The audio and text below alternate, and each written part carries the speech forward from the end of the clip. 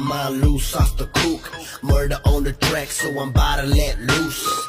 Yo, gosh, that evil one, that's the motto. Ever since a youngster, I've been sitting shooting the hollows. See, I'm a banger in my streets. Murder was a case, but never charged, though I couldn't be. Deadly melodies when I quit all my enemies. But y'all don't want it, I'm a rider, catching felonies. Yeah, the devil preached, so the God shall deep. Whispers in my ear. El reloj de la muerte. En la fachada del Hospicio Cabañas estuvo instalado uno de los primeros relojes que hubo en Guadalajara. La novedad se convirtió en miedo cuando el reloj empezó a fallar y se detenía sin explicación para volver a funcionar. Pasado un rato, las monjas del hospicio descubrieron que cada que el reloj se detenía, un niño moría.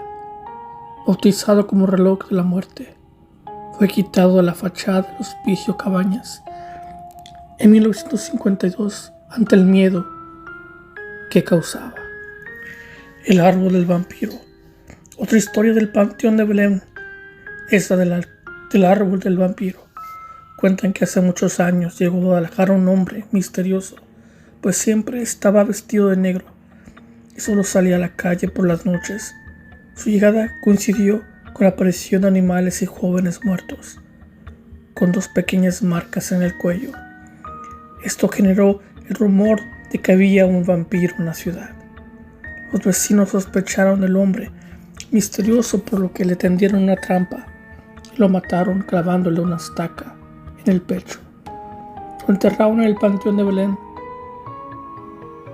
con varias lápidas pesadas sobre la tumba para evitar que el vampiro escapara.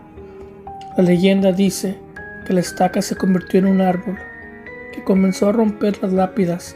Se cree que cuando el árbol termine de quebrarlas, el vampiro saldrá y cobrará venganza. El templo de Teocaliche. El santuario de Teocaliche es uno de los pocos templos con autorización para hacer exorcismos. En el piso debajo de la cúpula principal está la estrella para realizar los ritos. En este Día de Muertos te contamos que, según la leyenda, al terminar de dictar su sermón, un sacerdote se quedó helado al ver, parado sobre la estrella, un espíritu maligno lo observaba con expresión de furia. Sin embargo, el cura terminó la misa y el espectro desapareció. Otra historia cuenta que al morir un padre exorcista llamado Lucas López Fonseca fue enterrado en las catacumbas de un templo, pero su espíritu se le aparece a otro sacerdote, también exorcista, para pedirle que lo saque de ahí, pues los demonios lo atormentan. El Puente del Diablo. Sobre la historia del Puente del Diablo hay distintas versiones. Una cuenta que un hombre que vivía en el Puente Grande estaba enamorado de una mujer de Zapotlanejo, pero los poblados estaban separados por un río y era difícil pasar de un lugar a otro. Una noche el triste hombre hizo un pacto con el diablo. Él daría su alma si el demonio lograba construir por completo un puente antes del amanecer. La enamorada se enteró del pacto del hombre y, para salvarlo, salió al patio de su casa y comenzó a imitar un canto de un gallo. Lo hizo también que otros gallos comenzaron a imitarla. Fue tal la fuerza del caraqueo que suele anunciar el amanecer que el diablo dio por perdido el pacto y se fue del lugar cuando faltaba solo una piedra para terminar el puente. Según la leyenda, cuando alguien quiere colocar la última piedra, esta siempre se cae. La tumba de Nachito. Otra historia que seguro te gustará es la de un niño al que llamaban Nachito. Ignacio Torres Altamirano le tenía pavor a la oscuridad y a lugares encerrados. Cuenta la leyenda que el niño debía dormir con la luz encendida y las ventanas abiertas. Murió a los 5 años y fue enterrado en el Panteón de Belén en 1882. Al día siguiente, el velador del panteón encontró el ataúd fuera de la tumba, por lo que volvió a enterrarlo. Lo mismo pasó durante varios días, hasta que los papás consideraron que se trataba de un mensaje de su hijo, para decirles que tenía miedo de estar en la oscuridad. Así que adaptaron la tumba y dejaron el ataúd por fuera, para que el niño pudiera descansar en paz. Ahora los visitantes dejan juguetes en el lugar y hay quienes dicen que Nachito les ha hecho bromas, que los juguetes se mueven solos o que se escucha la voz de un niño en el panteón. ¿Te animas a visitarlo en este Día de Muertos? Leyenda del Diablo del Catrín. Leyenda del Panteón de Belén. Hace muchos años que el Panteón de Belén no tiene velador alguno. Uno de los últimos vivió por la época del 50 o de los 40. Su muerte fue ocasionada por la siguiente historia. Una noche, cuando este velador iba a cerrar el panteón, estaba descansando en un tronco, esperando solo que se llegara la hora de cerrar, cuando de repente vio un personaje vestido todo de negro, de pies a cabeza, y el velador fue a buscarlo para decirle que no era horario de visitas y que iba a cerrar el panteón, y por más que lo buscaba no lo hallaba.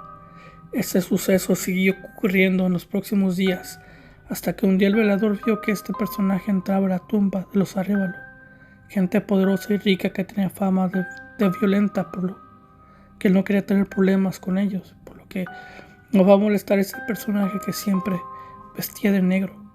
En una ocasión, cuando el velador se armó de valor, va a buscar a este personaje y cuando lo encuentra en la tumba de la familia de los Arévalo. Jamás lo hubiera hecho porque se arrepintió hasta que lo que le quedaba de vida. Cuando este personaje se da cuenta que el velador estaba ahí, lo que hace es voltear con una sonrisa perversa, invitando al velador a pasar, pero cuando el velador se da cuenta que es el mismo demonio en persona, se quedó paralizado del terror y lo que hace es introducirse en su casa, lo que ahora son las oficinas del Panteón de Belén. El velador pasó 3 días con sus 3 noches, 72 horas, en lo que solo oían ruidos espeluznantes. Gritaba que había visto al demonio cara a cara. Lógicamente nadie le creyó hasta que un día lograron sacarlo de ahí. Pero los pocos días que sacaron al velador de ese lugar muere. Entonces la gente termina por convencerse de que algo impresionante de haber vivido para que haber muerto en tan poco tiempo. La otra parte de la leyenda dice que se trataba de un muchacho que le encantaba apostar en las cantinas.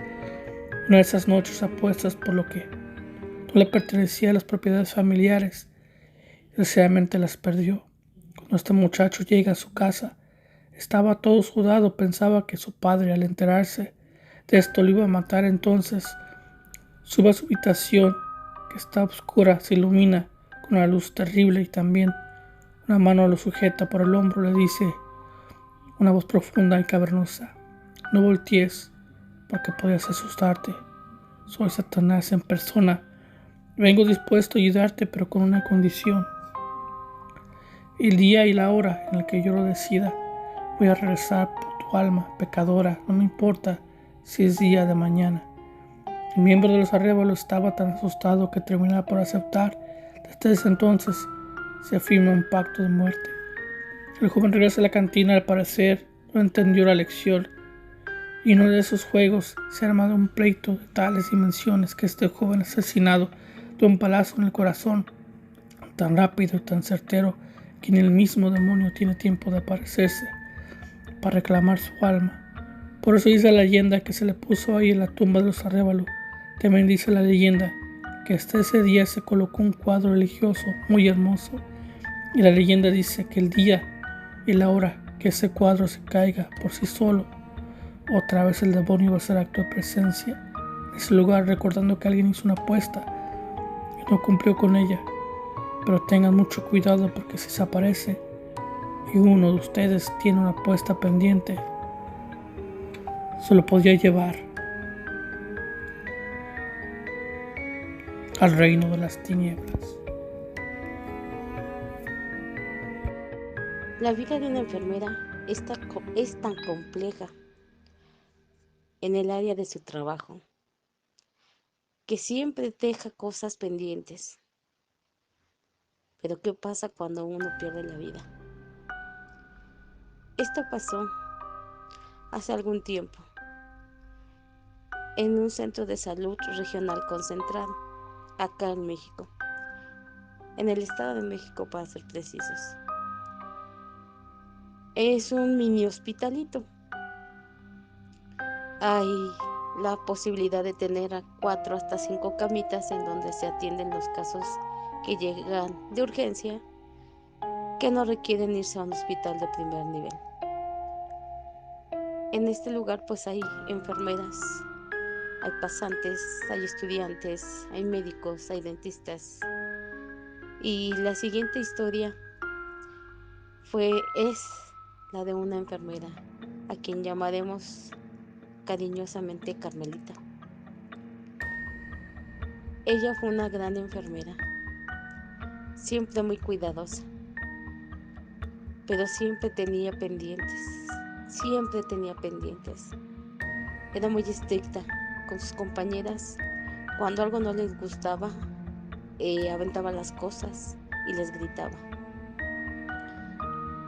En el lapso del semestre pasado, en el mes de julio y agosto, los alumnos se fueron a campo clínico, es decir, a sus prácticas, las primeras prácticas. Y a mi alumna estrella le tocó irse a este centro de salud. Y resulta que dice que estaba en el almacén, estaba surtiendo en el almacén, cuando vio pasar una enfermera hacia el área de los baños. Y de pronto le dijo, ¿puedes venir por favor? Y ella contestó, voy. Y pues ella, pensando que probablemente la enfermera había tenido algún accidente como mujer, necesitaba ayuda. Y se acercó a los sanitarios y le dijo, aquí estoy para que me necesita. Pero no le respondió. Y nuevamente le dije, ya llegué, ¿para qué me necesita? Y como no escuchó respuesta, decidió asomarse por debajo de las puertas para llevarse la sorpresa de que no había nadie. Fue tanta, pero tanta su impresión que gritó, al grado que hizo que llegaran las enfermeras y un médico. Estaba histérica. La pudieron calmar y le preguntó la jefa de enfermeras que qué había pasado. Y ella le dijo que había visto a una enfermera pasar y que le había hablado. Y le dijo, siéntate, te voy a explicar. ¿Qué suerte tienes? Dice, ella es Carmelita, fue compañera de aquí. Ya murió, solo que dejó muchos pendientes, pero no sabemos cuáles. Si no, pues ya lo hubiéramos, ya los hubiéramos realizado para que ella pueda descansar en paz. Dice, de verdad tienes mucha suerte, porque contigo se portó amable, porque con la mayoría de las compañeras le tira las cosas, las jala, es muy agresiva, porque saben que no hacen las cosas bien. Dice, tú estabas haciendo lo que se te había indicado. Pues mi alumna, que el día de hoy que me platicaba esto, dice, no quería yo regresar, ya no quería yo regresar, me dio mucho miedo, pero yo sabía que era parte de mi práctica. Dice, y con la premisa de que ella era muy agresiva si no hacían bien las cosas, yo hice todo lo mejor que podía. Esta historia pasó, como les comento, no hace mucho. No hay que dejar pendientes, no hay que decir para mañana, hay que procurar hacer las cosas en el momento, y nunca decir ya tendré tiempo, porque somos finitos y no sabemos cuándo nos vamos a ir. Ojalá y les haya agradado este relato. Octubre y noviembre, 2 meses muy significativos, creo que para todo el mundo. pero realmente nos hemos puesto a pensar qué significa para unos y para otros. Octubre, la gran mayoría esperan Halloween para las fiestas, aunque últimamente la historia nos ha demostrado que no todo es fiesta, sino que hay grandes tragedias. Y noviembre, para los que somos católicos y los que respetan este tipo de fiestas, 1 y 2, celebramos a la vida a través de la muerte. Celebramos a nuestros muertos. Y creo que la gran mayoría hasta ahí se queda. ¿Qué pasa con aquellos contados, aquellos que son minoría, que son sensibles y que pueden ver y escuchar a seres que ya no están en este plano? El día, pues lunes, tuve práctica con mis niños y en las 2 últimas horas se acercó una chica. Esta niña no tiene mucho que regresó a la fe, ella es cristiana, y me comentaba, bueno, me dijo que quería hablar conmigo, que si tenía yo unos 5 minutitos. Yo nunca les digo que no, no importa que salga yo tarde. Digo, sí, claro que sí. Y me estaba platicando que del lado de su papá, son brujos, chamanes. La tatarabuela era una chamán y pues ellos se dedican a la brujería.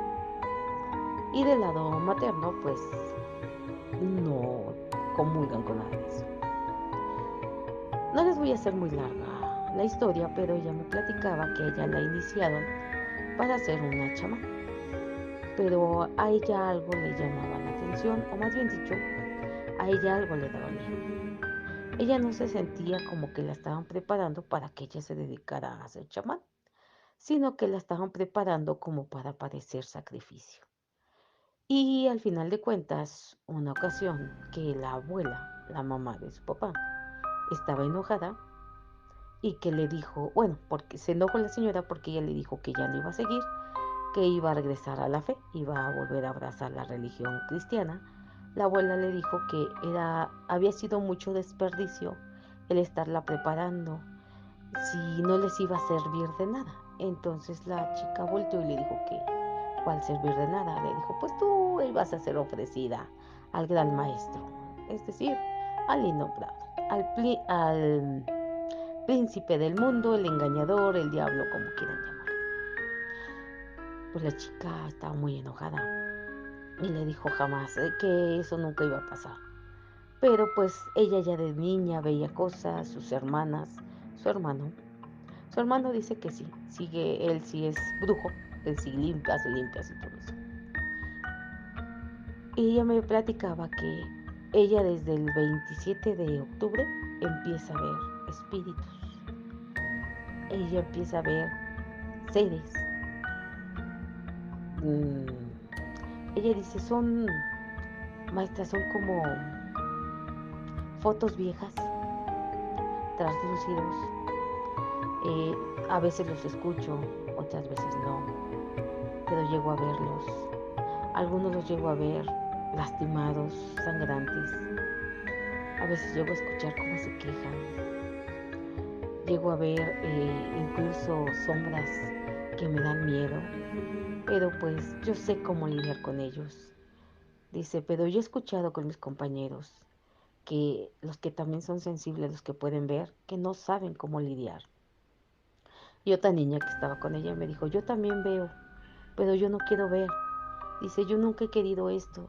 Dice, y para mí es un martirio. Desde el 27, 28, 29, 30. Dice, el 30 es terrible porque son las personas que murieron de manera trágica y que no saben que ya se murieron, dice, y tienen mucho miedo. Y yo no quiero eso. Y después se acercó otro niño que ya iba de salida y dice, maestra, yo también veo. Dice, pero yo no solo veo, yo escucho y me están hablando, me llaman y me dicen que los ayude, que ya no quieren estar aquí. El escuchar a estos chicos, y yo sé que hay muchos, en diferentes grupos hay varios que ven, que oyen, el escuchar, en este caso a tres, de cómo sufren desde el 27 de octubre hasta el día 3 de noviembre es angustiante. Sobre todo el 31. Ellos dicen que el peor día de su vida de todo el año es el 31 de octubre. ¿Por qué? Porque escuchan, dicen que en las noches llegan a escuchar como bramidos de un toro. Y dicen, es horrible porque, dice, ¿alguna vez ha escuchado cómo chilla un toro cuando lo están matando? Dice, y no lo matan a la primera. Pues honestamente nunca. Le digo, pero he escuchado cuando fallan para matar a un puerco. Dice, pero en lugar de escuchar los chillidos del puerco, más imagínese el bramido del toro. Y dije, no, no quiero ni pensar. O sea, no. Y dice, es horrible, maestra, es horrible. Dice, porque se escuchan sollozos, se escuchan gritos y sobre todo el llanto de bebés. Dice, es horrible, horrible. Dice, yo utilizo tapones, dice, y aún así, esos lamentos traspasan esos tapones. No quiero imaginar de verdad cómo sufren estas personas que ven y escuchan. Sobre todo estos jóvenes o más niños que tienen ese don. Realmente podremos llamarlo ahora un don. No sabemos lo que sufren. Yo no sabía lo que sufrían. De verdad, lástima porque yo tenía la intención de a estos niños el día de ayer, pues, hacer algo para tapar ese tercer ojo que tienen abiertos y que no escucharan nada, pero no sé, algo sucedió. No, yo sí trabajé, pero a ellos les dijeron que a la mera hora no había clases, solamente los que iban a participar en las ofrendas y los catrines, y los demás no. Y estos chicos, pues, no fueron a la escuela. No fueron a la escuela y pues ya mañana pues ya ni cómo ayudarlos. Espero que podamos reflexionar un poco y pues respetar a estos chicos y ojalá se pueda hacer algo para que ellos no sufran mucho en estas fechas, sobre todo en el 31. Excelente tarde. Hola, hoy voy a platicar otra historia del camión fantasma de Tenango la Marquesa. Ya les he contado de tres historias distintas de la aparición de este camión fantasma. Todas tienen en común que para cierto punto, la persona que lo ha abordado tiene que descender. De una manera u otra tiene que descender. Y ven cierta situación del accidente que tuvo este camión fantasma hace ya algunas décadas. Esta historia me la platicó el sobrino de la persona que lo vivió. El señor vive en Tenango del Valle, de donde salió y sigue saliendo este autobús hacia la Ciudad de México pasando por la Marquesa. El señor vive en Tenango y trabaja en la Marquesa. Es su ruta. Entonces el señor tomaba de los primeros camiones para irse a trabajar. Les repito, él trabaja en la Marquesa, en la zona turística, y pues todos los días toma el transporte. Y les comentaba señor a mi alumno y a toda su familia que él abordó el autobús como todos los días, como todas las mañanas, sin observar absolutamente nada.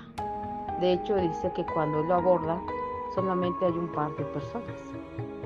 Me imagino que en su momento así fue.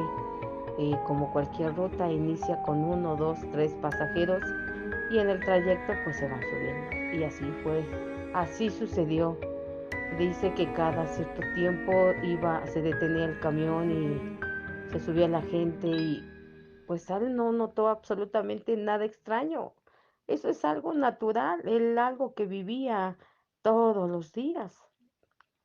Hasta que antes de llegar a donde él desciende, este, pues que empezó a oler a quemado. Se extrañó y dice que él sintió mucho miedo. En ese momento sintió mucho miedo, sintió mucho escalofrío y él ya había escuchado pues de para él era un mito. Y de hecho él decía que no creía en esas cosas, que pues eran puras imaginación de gente que no tenía nada que hacer, ¿no? Cuando recuerda estas historias del camión fantasma, pues le vino pues mucho más miedo. Él lo que ya quería era pues que llegara el camión a su destino para bajarse. Más dice que el olor a quemado se hizo cada vez mucho más intenso, pero ya no solamente olía como a diésel quemado, sino que tenía un olor muy peculiar. Ya olía como ¿cómo le llama? O sea, lo mencionó así y lo digo tal cual, como a carne quemada, ¿no? Entonces el señor se levanta de su asiento, dice que más o menos se sentó a la mitad, entonces se levanta de su asiento y empieza a caminar hacia la puerta, de la única puerta que tienen los autobuses foráneos, que es la puerta de acceso y de descenso. Entonces va acercándose hacia la puerta de este acceso y pues ve que la gente de enfrente pues está dormida, o sea, la gente está dormida. Y cuando llega hasta donde está el chofer, le dice, oye, creo que te vienes quemando, que así le dijo al chofer, pero ya el chofer empezaba a venir, bueno, venía en el tercer carril, el carril de alta velocidad, y ya se había pasado hacia el carril de baja velocidad. Entonces, ¿qué le dijo? Que pues, oye, creo que te vienes quemando. O sea, haciendo alusión a que el camión se venía quemando y que el chofer lo volteó a ver y dice que él ya vio al chofer con su cara quemada. O sea, ya el chofer ya no era una persona, así como la había visto al subirse, ya era una persona con la cara quemada y volteó y él sí vio a la gente que estaba de pie, así literal, incendiándose y que empezó a gritar, bájame, bájame, bájame. Y el chofer le hizo caso. El chofer abrió la puerta y se bajó. Se bajó y dice que cuando él descendió, el camión siguió, pero ya era una bola de fuego ya el camión. Y continuó unos metros y después como había neblina, dice que pues se perdió la neblina. Todavía se veía la luz de que iba la bola de fuego y de un momentito pues desapareció.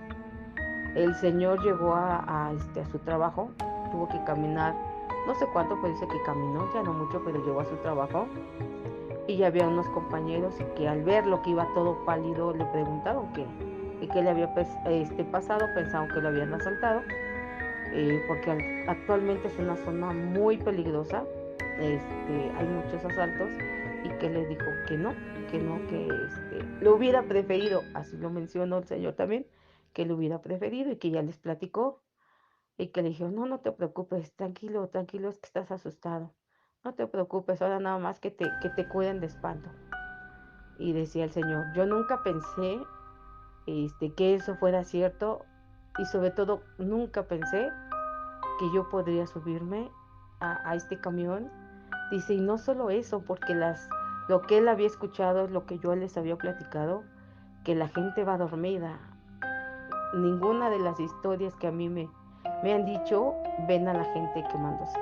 Esta es la primera persona que llega a ver a los pasajeros prenderse, ser eh, teas ardientes y ver al camión en llamas, envuelto en llamas. Triste, muy trágico y una historia pues un poco diferente. Excelente tarde.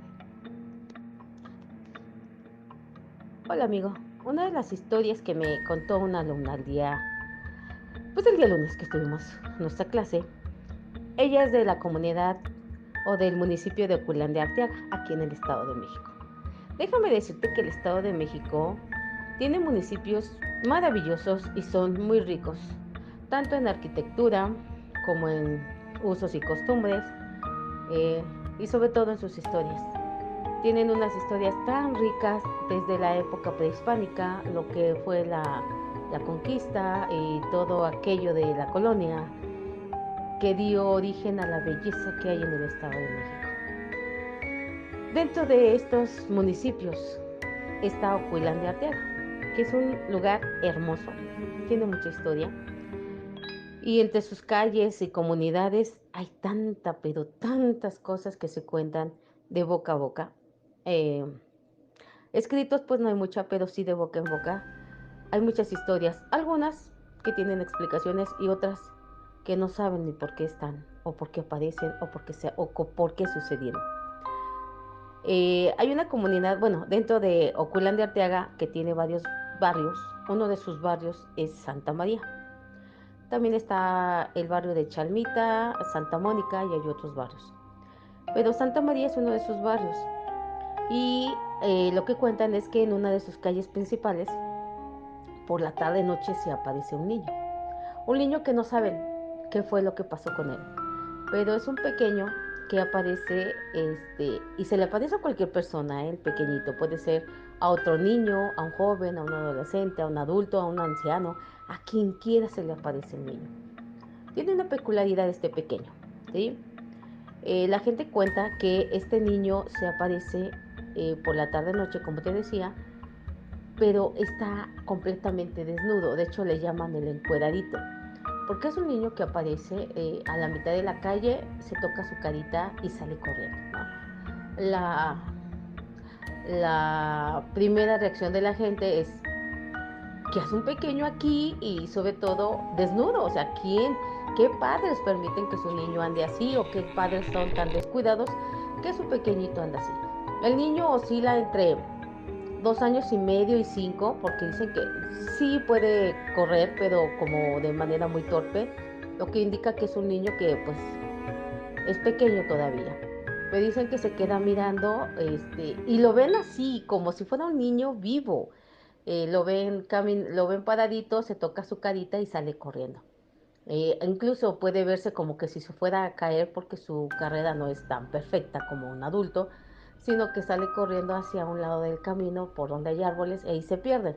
La gente empieza a seguirlo, pero cuando se dan cuenta que el niño se pierde, el niño desaparece en zonas donde no están boscosas. Sí hay árboles, pero no es boscoso, no tiene tanta maleza, pues entonces les da miedo y ya no lo siguen.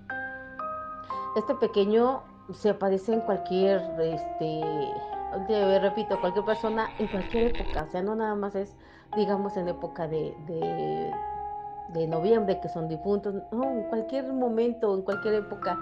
Y realmente la gente no sabe por qué, o quién es ese pequeño, quién fue ese pequeño, o si realmente es un espíritu que está tratando de atraer almas. Esta es una de las historias que se cuenta de boca en boca en esta comunidad tan hermosa, en este municipio de Oculán de Arteaga, en su comunidad de Santa María.